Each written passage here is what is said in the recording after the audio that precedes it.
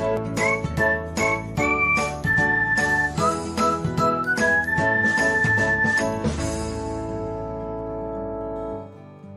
everyone, welcome back to another episode of Technologyglance.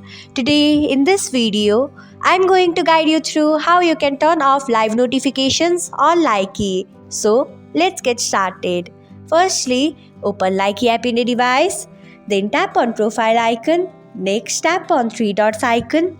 After that tap on settings, next tap on notifications, then scroll until you find live notifications, then tap on it, then tap on live notifications. So this is how you can turn off live notifications on Likee. Thanks for watching. If you found this guide helpful, we would love it if you hit the thumbs up button below.